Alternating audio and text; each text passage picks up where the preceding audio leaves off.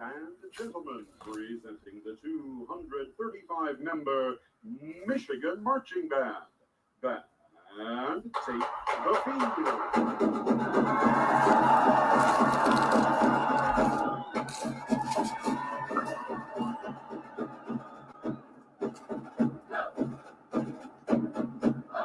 Under the direction of Professor Jamie L. Nix, the M Fanfare.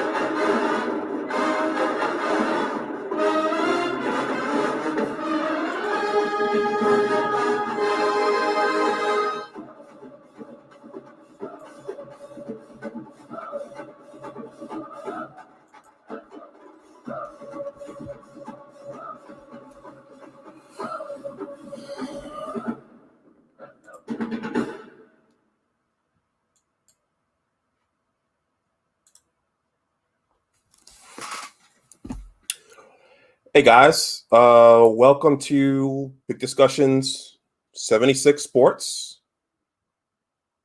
My hand is kind of ghostly there.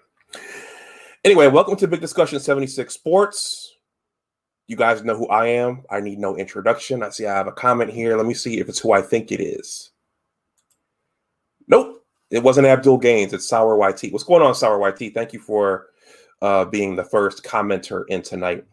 If you guys are coming in, if you're watching, if you're one of the 6, one of the 7, please click that like button. And also, if you're new, please hit that subscribe button. Right now, my channel is at 960 subscribers, which means that I need, if we do the math, 40 more to get to 1,000. I keep talking about the 1,000, and the 1,000 number in YouTube is significant for a number of reasons. You can get super chats if you guys chose to super chat me, but also, just the size. There would be a sense of accomplishment to getting to that number, and also, when you get 1,000 subscribers, you can have a community tab, which means that you could do things like post pictures and post articles. So there are a bunch of different rewards that YouTube gives you for reaching that number. So again, if you're new, definitely hit that subscribe button. That will be very, very helpful. Okay. Well, hey guys, I just wanted to do, I don't plan for going for 2 to 3 hours tonight. I just wanted to get in here and do a live stream. As I always say, my cell phone gets a lot of Michigan football articles, and I was in upstate New York visiting family for the last week, and I hadn't really had a chance to do anything live. So I wanted to come on and do something live, and you never know, I might go somewhere the next weekend, and I just wanted to get in here and do something on a Monday night. So we're just going to go about an hour tonight. I have some things I want to read and share, and then I want to go eat. And plus, another friend of mine is actually 2 friends of mine have their own show on Facebook that I like to watch. Shout out to David Lorenzo Glover and Herbert Lewis. Speaking of Herbert Lewis, shout out to Herbert Lewis. Herb sent me this Michigan Man poem a couple of, it's been about a month since he sent this to me. And I told Herb I would read this on my live streams, and I'll probably read this again.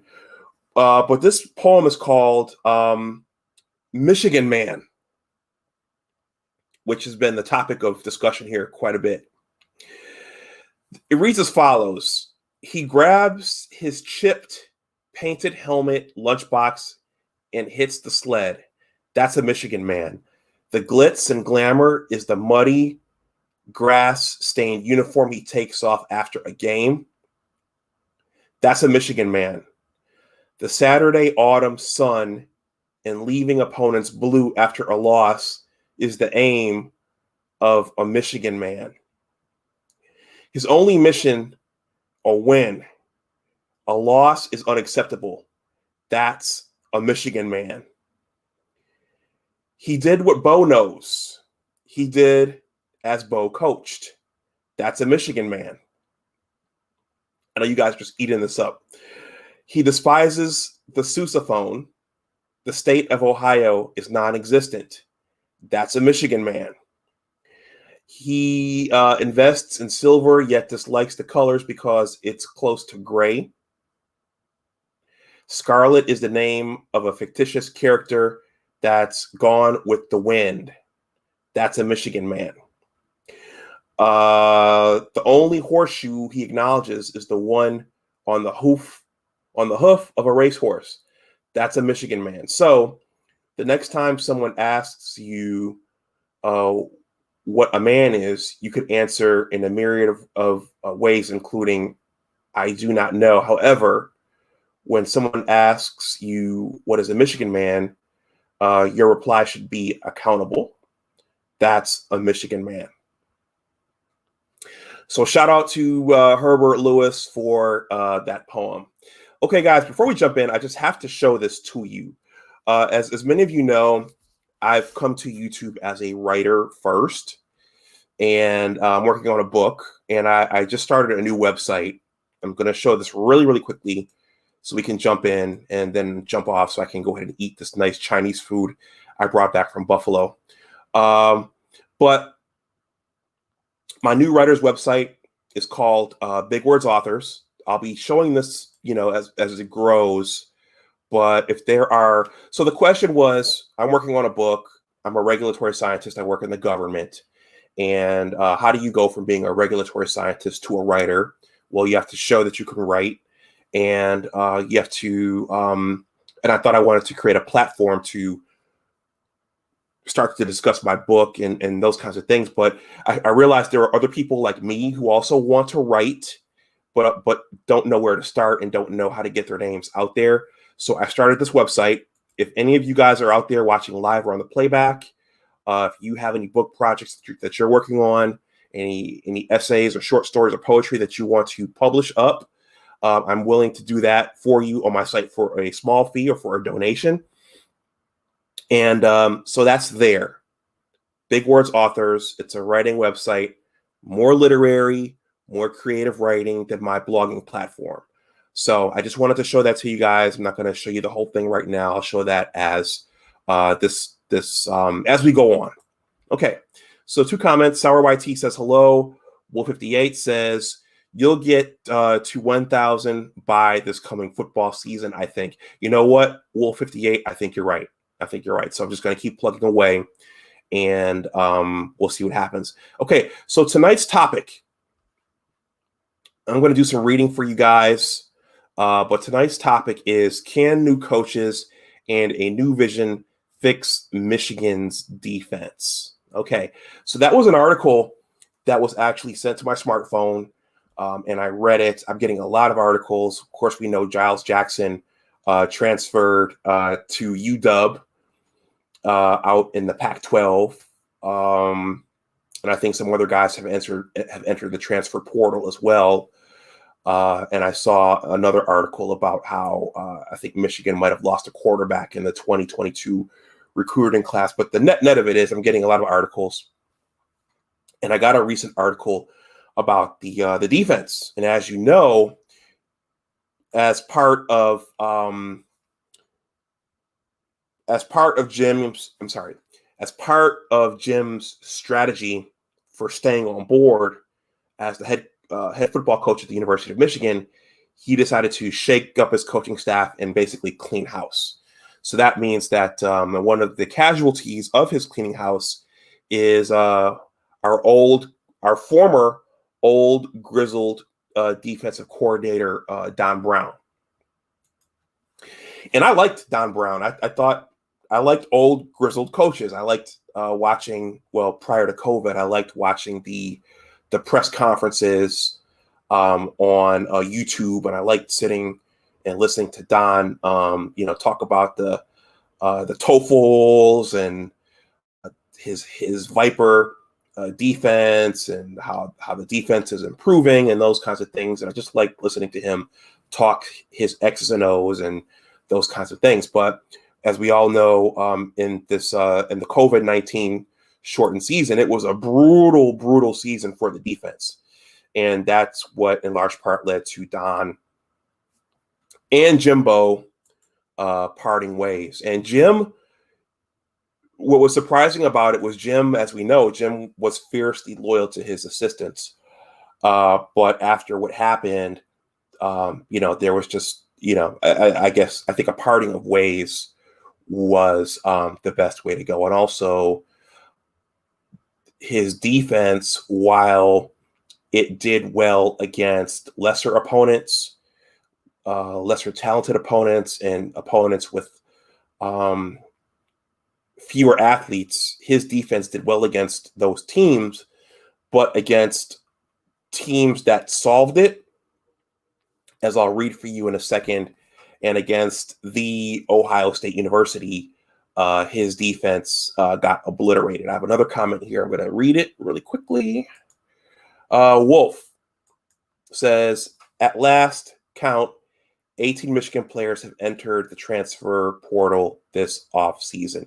You know, Wolf, I saw an article just for shits and giggles. One Ohio State player entered the transfer portal. I was going to show that article, but I didn't save it to my Gmail inbox. So I was going to have some fun with that. But yeah, so players are leaving. That could either be, well, in large part, dissatisfaction with the Harbaugh coaching regime. But, you know, with the new coaches coming on, some of the old players may have gotten uncomfortable. So you see that with new coaches oftentimes when they come on. Players leave because they wanted to play for the old guy. And we know that Don's scheme was very specialized, and he had players who probably came here to play for him. I'd be interested to hear about why Giles Jackson left.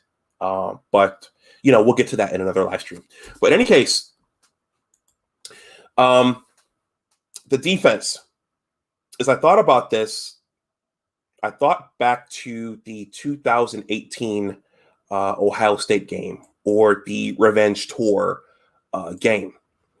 And that game, Michigan was on its quote-unquote revenge tour. It lost the Notre Dame game at the beginning of that season, and the team seemed to have turned things around, and they were riding a lot of momentum going into that matchup in Columbus. And Ohio State had some struggles leading up to that matchup in Columbus.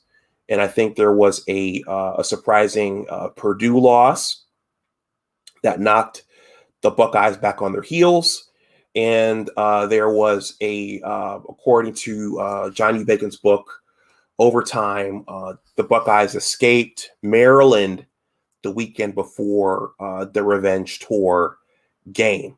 So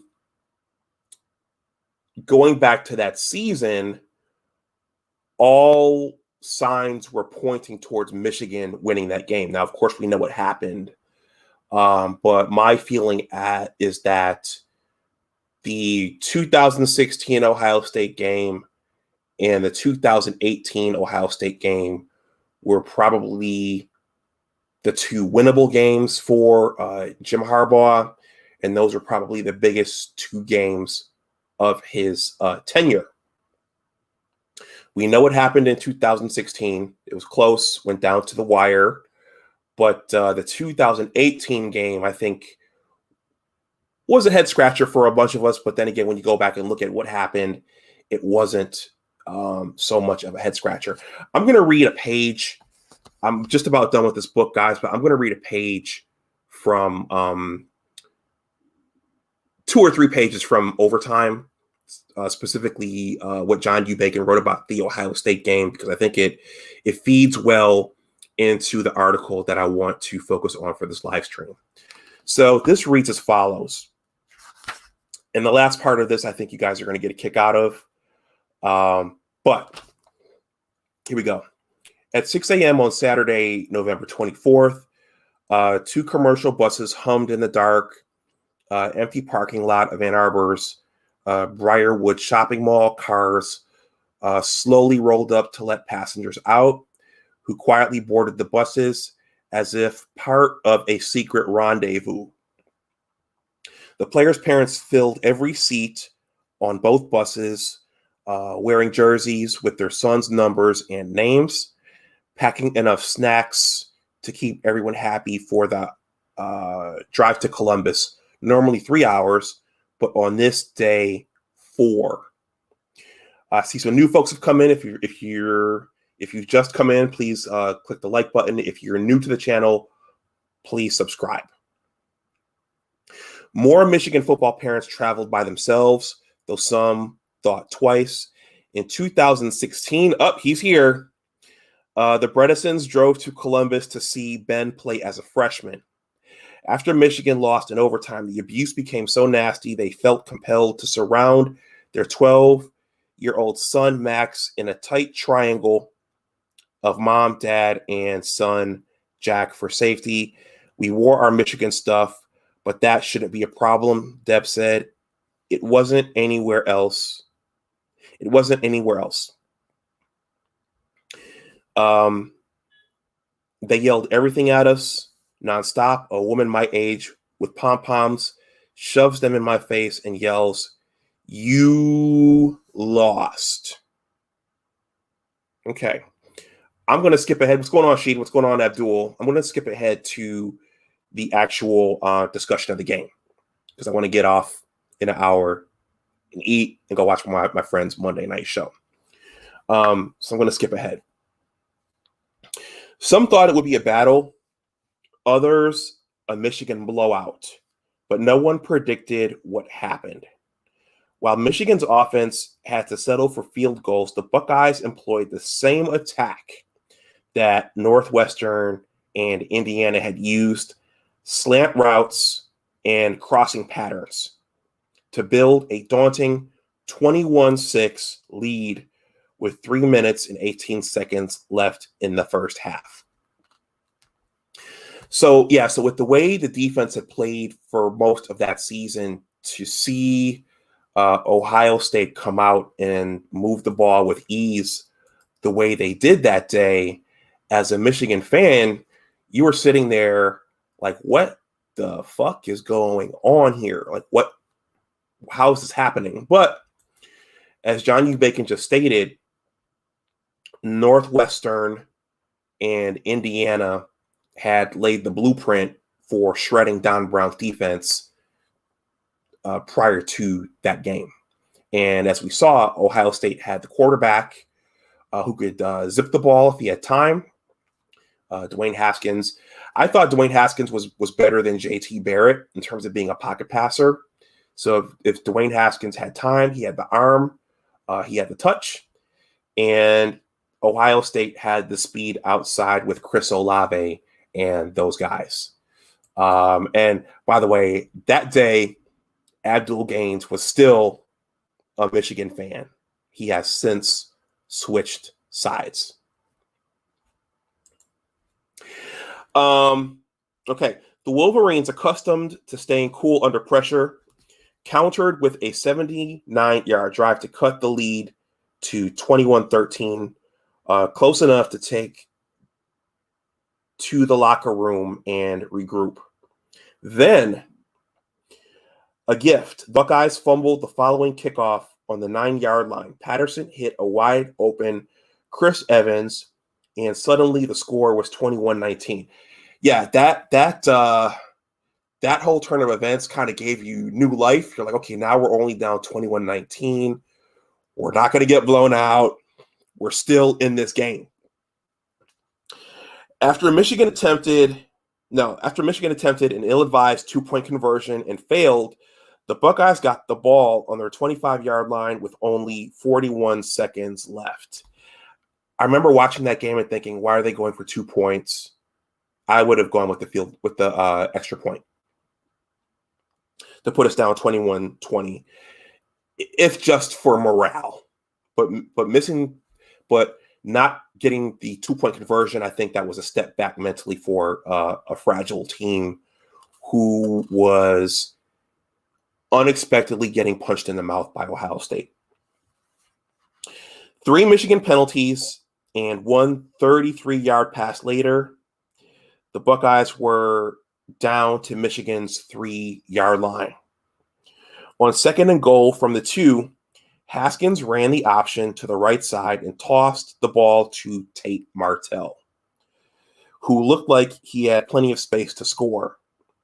But Noah Furbush, who had returned to beat the Buckeyes, stepped up to throw everything he had to stop Martell cold with technical perfection and 5 years of rage.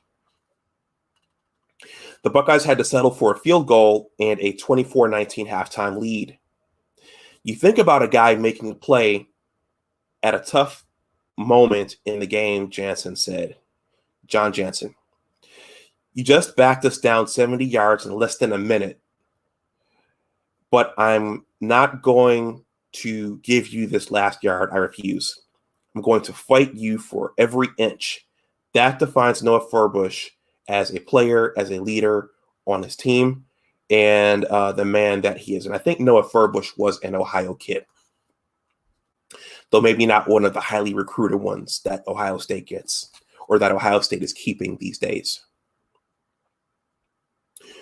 Furbush's 4-point save seemed like the kind of play that might be remembered for a long time. Since 1970, 4 points would have changed the outcome of 15 Michigan-Ohio State games, almost a third. The Wolverines were right there. But Winovich had a feeling Indiana set the template to beat our defense. Winovich told me, just as Brown had warned them. But the Buckeyes took it further. But the Buckeyes took it farther because they have better athletes than Indiana. Ohio State came in knowing the crossing routes would be a severe problem for us, and they went up tempo more than any team we faced. Makes things far more confusing and harder to adjust to for a defense. Winovich could pinpoint the moment when he knew they were in trouble. I got a tackle for a loss and did the cross-armed signal. You're not going there, but they got back to the line of scrimmage so fast, ready to run their next play. It was almost like I hadn't made a play at all. No time to celebrate. It wasn't like we didn't adjust. A big misconception was that we just ran man-to-man coverage the whole game. But when we switched to one kind of zone, then another, they were ready for all of that too. And they were just faster than us. At halftime, it was close, but you already got the feeling we were in trouble. Those guys had us figured out. They knew us. That thought was prevalent throughout the game. At no point, at no time did I feel like we had momentum. The Wolverines still trailed by only 8 points midway through the third quarter when Zach Gentry dropped a first down pass at midfield. On the following punt, the Buckeyes blocked it, I remember that, and ran it back for a touchdown, 34-19.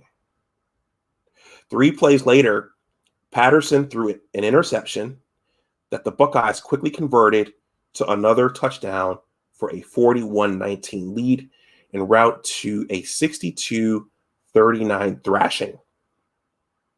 The most any opponent had ever scored in regulation in 140 years of Michigan football. Let me see if I still have the Shea Patterson suplex picture in my records here. Excuse me for a second. Give me a second, guys. I see Buckeye Alex is here. If you guys are, if you're new coming in, please click the like. If you are new to the channel, please subscribe. Let me see if I have my Shea Patterson suplex, my WWE Shea Patterson suplex picture. Oh, I don't see it here. Damn it. I love that picture. Partway through the second half, Shea went down with an injury. The Buckeye players, they swarmed him, and they the best thing I could say is that it was like a suplex, like a WWE Hulk Hogan. I'm trying to think of that Greg the Hammer Valentine suplex, and that knocked Shea out of the game. But when I look at the score and when I read this passage and when I thought about it, 39 points for that Michigan offense was a good output. But as I just read, that Ohio State team, they had the defense solved. They knew that Northwestern and Indiana had shown the vulnerability of that defense the previous week, and then probably 7 weeks earlier, because I think Northwestern was the first Big Ten game for Michigan that season, and Ohio State had the athletes, and you could just see that our defense couldn't stop those guys. Olave was running around pretty easily, and I can't think of the rest of the receivers, but I just remember Brandon Watson in particular getting abused, and I just remember thinking, okay, why doesn't Don change the defense? Why are these guys running free? Part of it was the scheme, part of it was the athletes, and it was a bit of a bloodbath. And so where's let me find I know I have this one handy. Yeah. Very painful to watch. But that Buffalo Wild Wings on Niagara Falls Boulevard is also the official Western New York Buckeyes game watch location. So you can only imagine for most of that game, as a Michigan fan, you're hearing Schloopy, that Schloopy song that the Ohio State fans sing. And I think the Ohio State fans, someone brought in a big Brutus the Buckeye cutout. And, some of them, they were nice, but they kind of came over and rubbed it in. But it was, that was a tough day, a tough outing. But arguably, again, the 2018 game and the 2016 game were probably the two biggest games of Jim's tenure. He wins one of those. The conversation is at least a little bit different. Oh, there's one other thing in this chapter that I wanted to read for you guys. Since you guys like seeing Jim suffer, and since most of you guys have wanted to see his head on the chopping block, you guys will enjoy this. And then I'll get to the article, and then we'll finish up, because I don't want to eat too late. And I have this really good Chinese food that I brought back from Buffalo. Speaking of which, one of the casualties of COVID, I mentioned this in a video, is my favorite Chinese restaurant in Ann Arbor closed, Chinagate. I used to get curry chicken from Chinagate all the time, and Chinagate closed. Where is it? Where? Oh, here it is. So for any of you who wonder if Jim Harbaugh takes his job as head coach seriously, this should answer those questions. See some more people coming in. Please like the stream. If you're new to the channel, please subscribe. If you guys want to throw something in the tip jar, that information is below this stream. But at this point, I would gladly take more subscribers, as opposed to American currency that's arguably losing value in favor of cryptocurrency. Even the ultra-confident Harbaugh was brought low by the loss to the Buckeyes. The bus ride back from Columbus wasn't too much different than that station wagon ride after I lost my first punt, pass, and kick competition in Des Moines. Harbaugh told me a few months later, then demonstrated by standing up, pressing the side of his face against the wall, and gazing hopelessly off into space. Just staring out the window for 3 very long hours felt about the same too. Now here's what you guys are probably going to find funny. Back at the Harbaugh's home, Sarah said after a loss, Jim closes down, silently beating himself up for losing. I try not to sleep next to him. Let me stop. I try not to sleep next to him after a loss because his sleep is often interrupted. He'll wake up and yell something that went wrong, or he'll yell a play like he's still coaching. You can tell his subconscious is just replaying the whole thing. It must be awful. I chuckled a little bit when I read that. I'm sure you guys did as well. But that was a back-breaking loss. Al Washington defected after that. Greg Madison defected after that down to Columbus. So it was a backbreaking loss. But going back to my initial point for that offense, and I was critical of the offense that day.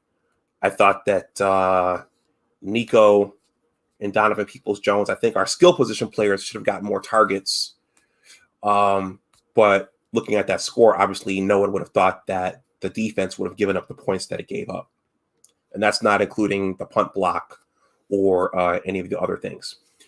Okay, so the article. So part of Jim's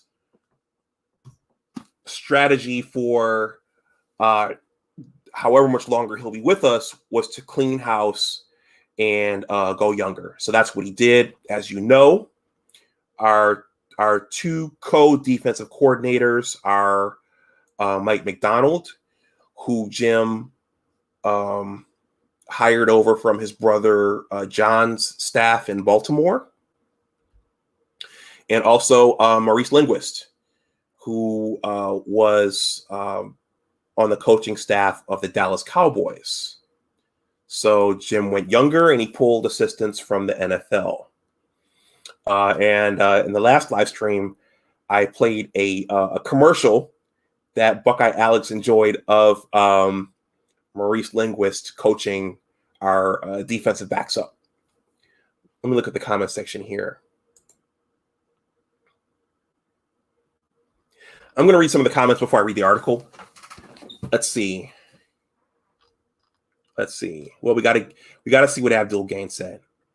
Wolf says OSU has two players transferring, one backup offensive lineman, and a never used wide receiver.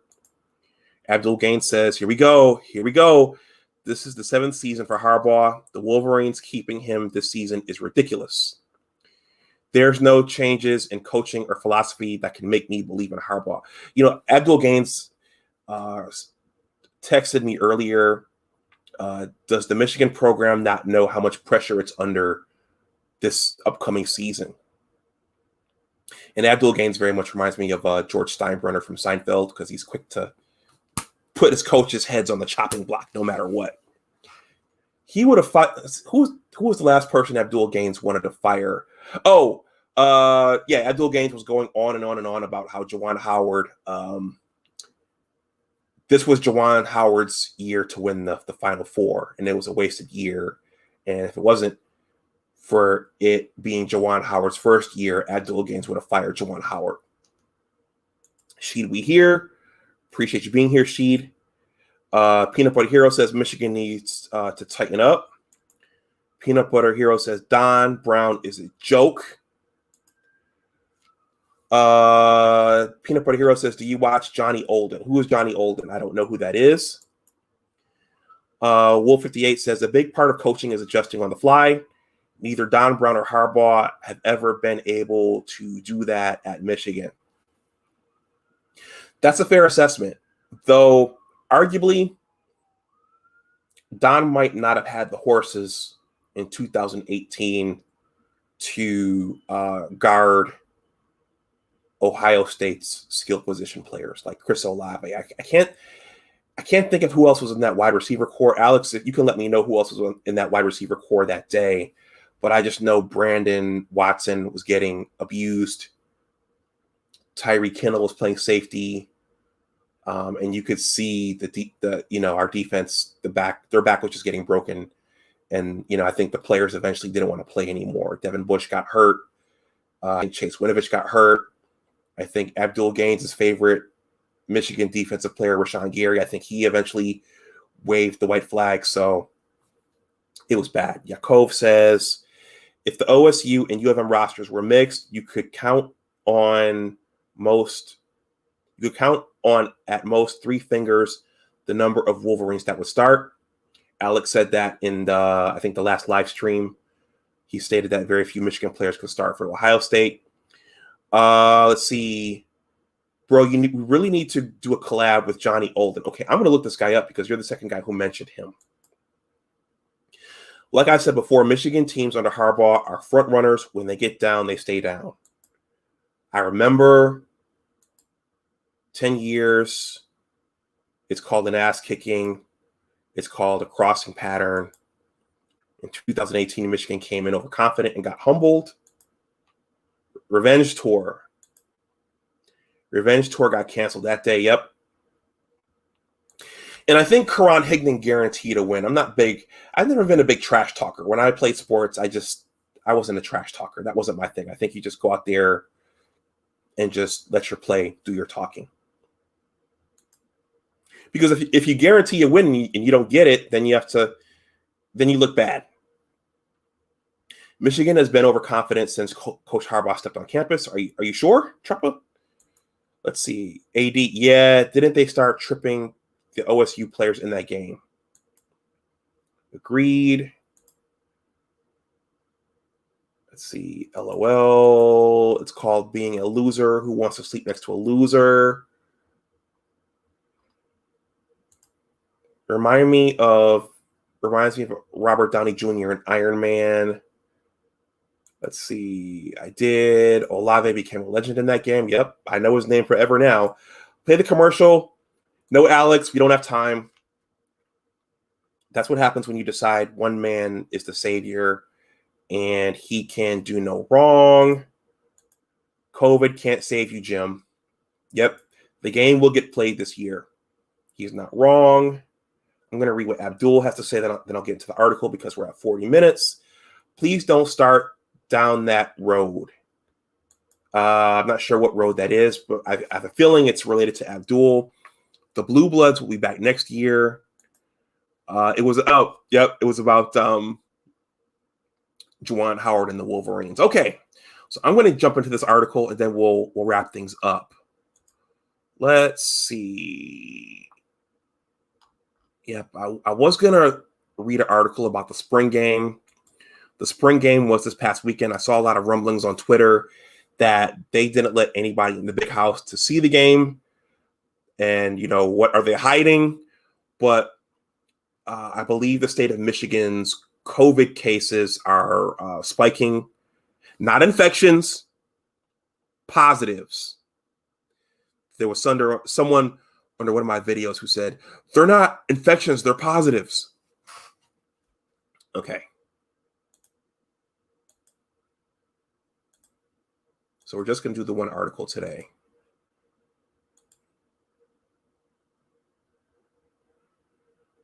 Here it is.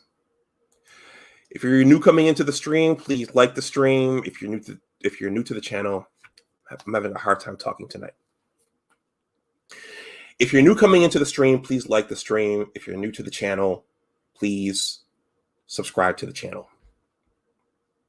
Okay, so this article reads, I'm going to take a swig of my water here because reading dries your mouth and your lips.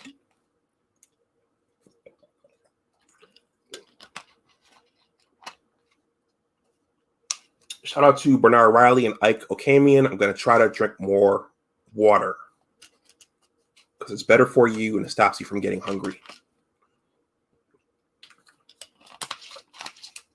All right, here we go.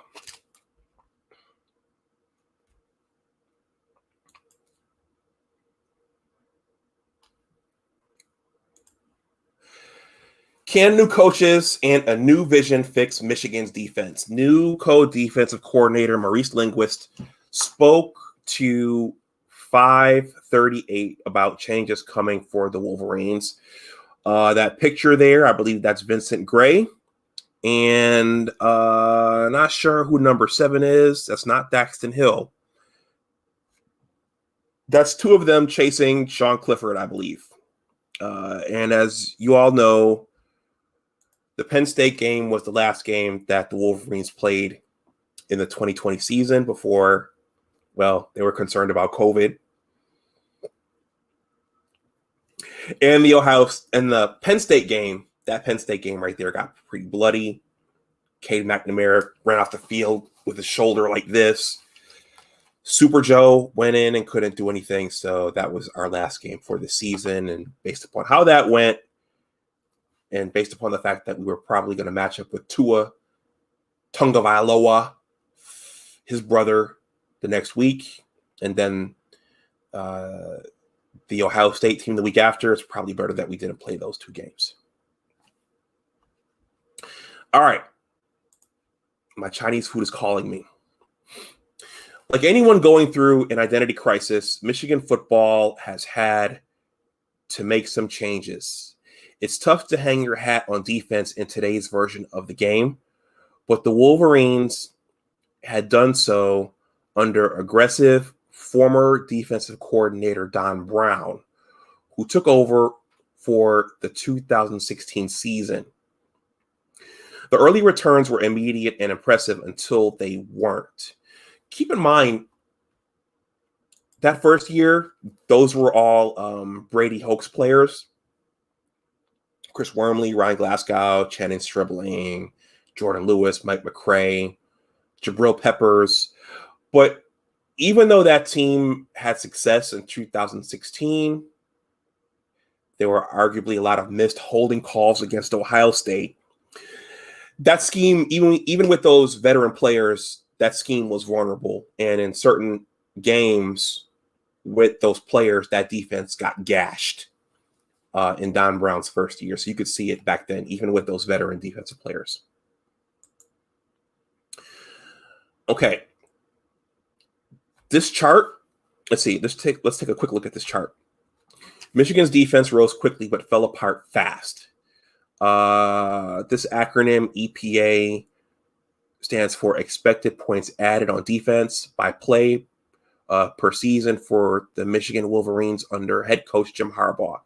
So if you look at, I'm going to blow this up for you guys just a little bit. I was looking at this on Saturday, and I'm a scientist, so I like figures and data.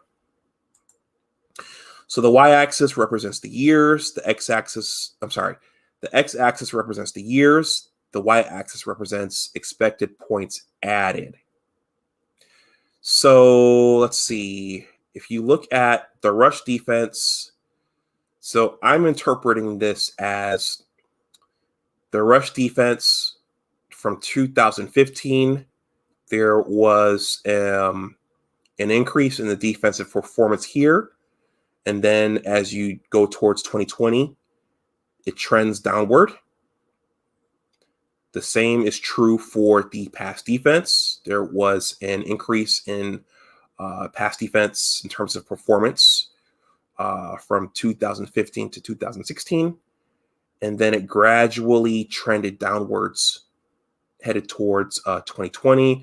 And I'm assuming the black line is a summation of the two. Exact points added.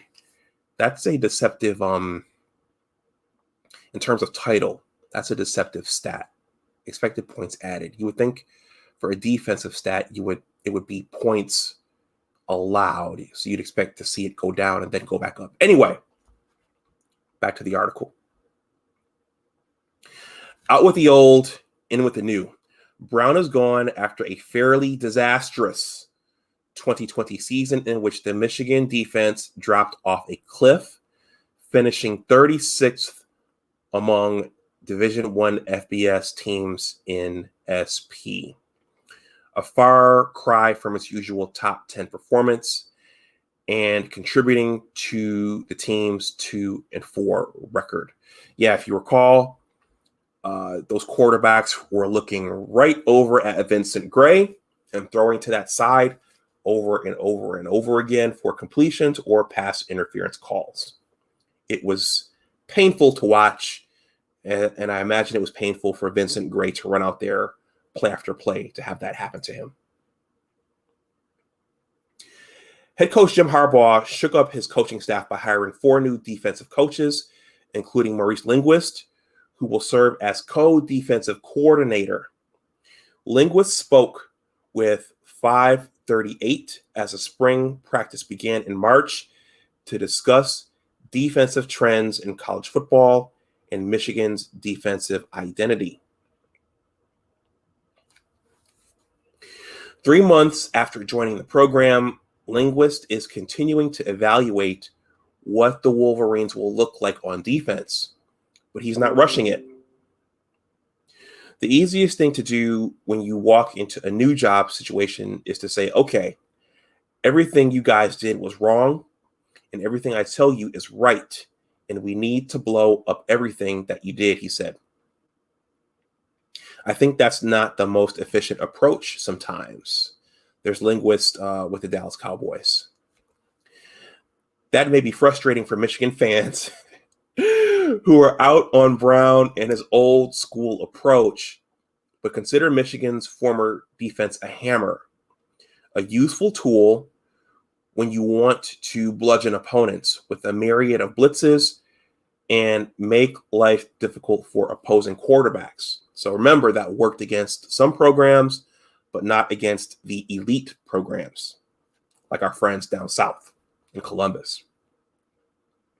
Perhaps the most recent peak of this approach was a 4-game span in 2018 against Wisconsin, Michigan State, Penn State, and Rutgers, in which Michigan allowed a combined 5 offensive touchdowns. Now, let's look at those 4 teams. So Wisconsin, when we play Wisconsin down at our house, aside from this season, the Wisconsin game, the home team usually wins the Wisconsin game regarding Michigan versus Wisconsin. This season, it didn't go that way. That Michigan State game, that Michigan State team in 2018, hey, I was at that game. I have that program somewhere, but I was at that game up in East Lansing. That Michigan State game, that Michigan State team was offensively challenged. So Brian Lewerke, I think, was injured that year, and he wasn't much of a threat. And so that game was probably a little bit defensive. Penn State, Saquon Barkley went pro. So we didn't see the same Penn State team that blew us out in Happy Valley the previous season. And then the last team on that 4-game stretch before Michigan played Indiana was Rutgers. So that stretch, while Don's defense looked good, was arguably a little bit deceptive, in my opinion. Let's see. Everything looked like a nail to Don Brown's Wolverines, who blitzed quarterbacks on just over 40% of dropbacks during those 4 games. But it became apparent that Michigan needed a more multifaceted tool in a 60-39 loss to Ohio State at the end of that regular season, a loss that crushed its playoff hopes. Excuse me. Over and over again, the Wolverines played man coverage, whether it was behind a blitz or disguised at the snap. And over again, they got lit up on crossing routes just like this one. YouTube, don't give me a copyright claim over this. This is a 6-minute clip. Let's take a look at one of those crossing routes that Don's defense got beat up on. Here you go. There it goes. Let's look at that one more time. Let's do a full screen. Fair use, fair use. Look at that ball by Dwayne Haskins. Yep, there's number 28, Brandon Watson. And, yeah. Alex, do you know who number 14 is? Right there, that's not Olave. That's somebody else. Okay. The defensive performance showed that against elite offenses, Michigan didn't have the answers. To be fair, this certainly isn't just a Michigan problem. Defensive coaches across the country are coming to grips with the fact that shutout defense is largely a thing of the past. We have Abdul Gaines's favorite Power 5 head football coach, Nick Saban. Let's see what Nick Saban has to say about this.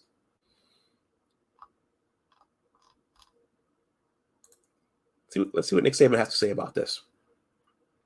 Fair use, YouTube. You shouldn't give me a claim against this either.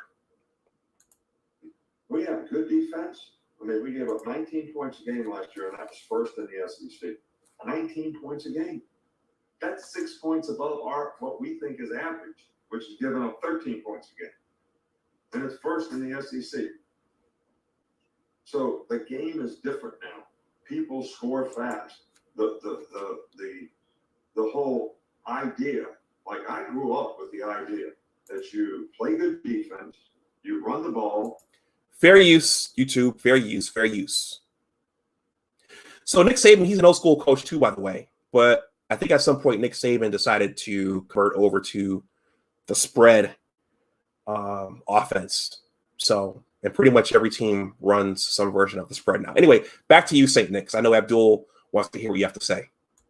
You control vertical field position on special teams, and you're going to win. Whoever rushes the ball the most for the most yards is going to win the game. You're not going to win anything now doing that. Because the way the spread is, the way the rules are to run RPOs, the way the rules are that you can block downfield and throw the ball behind the line of scrimmage. I mean, those rules have changed college football. And no huddle fastball has changed college football. So I changed my philosophy about 5 or 6 years ago.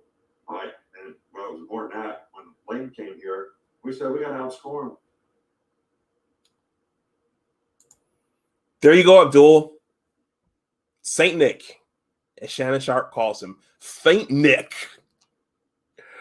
This tweet from Clint Lamb says, maybe some of y'all will actually listen since it's coming straight from Coach Saban. Stop expecting elite defenses to return. Okay. Very interesting. There are, broadly speaking, two spectrums that defenses can fall. Too simple or too complex. With coverages, Michigan was certainly more of the former, especially early in Brown's tenure, as the team played man-to-man defense almost exclusively. If you remember that 2016 team with Jordan Lewis and Channing Stribling back there, they got quite a few. Well, they got their share of pass interference calls as well. So that's because Don's philosophy was to leave the corners on islands while blitzing the hell out of the quarterback. Though his tendencies eventually became more balanced, Michigan remained one of the most man-heavy teams in college football. Even as Brown tweaked his squad's identity, its play only got worse. So, as is often the case when you get beat up on one end of the spectrum, Michigan could flip to the other. Is it worth building an inflexible defense made to shut out the Michigan States at the expense of being ill-equipped to respond to what Ohio State can throw at you? That's the existential question facing the Wolverines. They had a system down that they felt strong about and playing a lot more man-oriented, and that's definitely going to be a part of what we do, Linguist said. But there's layers to having a great defense and just the perspective that we're going to be bringing in. And I'm sorry. But there's layers to having a great defense, and that's just the perspective that we're going to be bringing in. You don't have to just live in one thing to be successful. Sometimes the grammar isn't the best on these other blogs and sports periodicals. Linguist, whose most recent stop was in Dallas as the Cowboys defensive backs coach, said all he did to his PowerPoints was change the logo. The language and terminology remains the same, but will that be too much of a swing for his college athletes? The Cowboys scheme in 2020 was criticized as being too complex, and Linguist's former boss, Mike McCarthy, said Dallas went in with too much volume. The Cowboys have since brought on Dan Quinn, whose single high safety defense, honed during his time with the prolific Legion of Boom in Seattle, will take Big D back to the basics. Although deficiencies on defense were part of the reason Quinn lost his head coaching job in Atlanta. And so the cyclical nature of the game goes. What gets one team beaten could be the answer to another's problems. At the end of the day, you're asking yourself, are we putting the kids in the best position to be successful? Lindquist said. Are we asking guys to do things that they're capable of doing? And then do we have the answers for whatever the situation that may arise? So that's kind of the perspective that you approach anything that you do. We just happen to be doing it with football. Lindquist will be asked to shore up the back end of Michigan's defense while fellow co-defensive coordinator Mike Macdonald takes the lead up front. Macdonald most recently coached for the Baltimore Ravens under Harbaugh's brother John. So expect the Wolverines to stay plenty blitzy. Lindquist was clear that he wanted the defense to keep an aggressive mentality, and it will be up to the defenders behind those blitzers to hold up. Whether the scheme they're playing is simple or complex, the other piece of Michigan's defensive woes lies in the talent department. The Michigan defense had 5 players taken in the first 3 rounds of the 2017 NFL Draft. Since then, the program has only had 5 more defensive players picked that early. And it isn't expected to add more than 1 in the 2021 draft. Conversations about the scheme are one thing, but to get where Michigan wants to go, the bottom line is talent acquisition and development. The Wolverines have fallen short in that department. Let's see. Here's another graph. The Wolverines haven't kept up in roster talent. Team talent composite rankings for Michigan football versus the average of the top 10 programs in those ratings each season since 2015. So the x-axis is the year, and the y-axis is the team talent rating. So Michigan spiked in 2017, and then it tanked going towards 2020. And I think this is measuring players drafted in the NFL. So for the average top 10 team, the number has trended upwards, kind of plateauing off.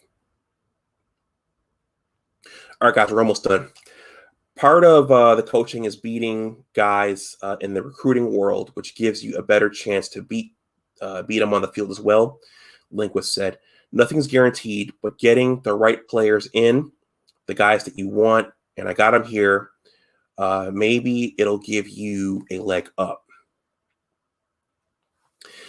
To say Michigan's defensive coaching staff is experiencing a youth movement after the 65-year-old Brown left is putting it mildly. Only one of the 5 defensive coaches, defensive line coach Shaun Nua, will be 40 years old when the 2021 season kicks off, and the average age on that side of the ball is just over 36. That skews far younger than the average age of an FBS on-field coaching staff, which in 2020 was closer to 43 years old. Perhaps it's an attempt to kill 2 birds with 1 stone. Can younger coaches bring both new schematic ideas and recruiting prowess? Michigan will likely not flip the switch and turn into a playoff. Michigan will likely not flip the switch and turn into playoff contenders in 2021. This parenthesis says quarterback play has held the offense back on the other side of the ball, though at least the modernization of the scheme began in 2019. Yep. So Jim and Josh Gattis have to pick the right quarterback and hope that he gets on a roll and stays healthy. But significant strides in recruiting after a full cycle combined with the coaching changes could be enough to buy the staff another year to keep working on the Wolverines' identity. That's it. And there's a picture of LeBron. All right, guys. So that's the article. I'm gonna take a look at some of the comments here, and then I'm going to go shut it down. Let's see.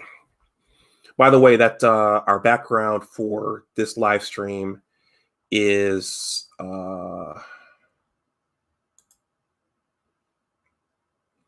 Hutchinson. And Aiden Hutchinson may actually be the dean of the defense now. Kwity Paye went pro. Daxton Hill is still there. Vincent Gray is still there. Cam McGrone should still be there too. But Aiden may be the dean of the defense now, the most senior guy. And he will probably be looked at as the leader of the defense. So some of the questions here, some of the comments. Let's see. I'll start back with Abdul Gaines because this comment was concurrent with the Nick Saban video. And we know Nick Saban is one of Abdul Gaines' favorite Power 5 coaches. Abdul Gaines says, Chef Saban stays being a chef. He hides behind his 8 conference games while the Big Ten plays 9. It's expanding the playoff means nothing if you don't change the schedule.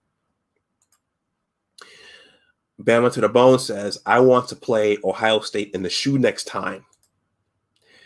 Buckeye Alex says, not to mention Michigan doesn't have the athletes or coaches to develop players to keep up with Ohio State. Alex likes banging that drum. At Bama, bring it. Buckeye Alex says, let us be 100% healthy and let's see what happens. Yeah, Ohio State wasn't at full strength in that game. I'll give that to the Buckeyes. Rich Rob was ahead of the game when it came to scoring in college football. Defense was the main thing people complained about when he was here, but he knew what would win.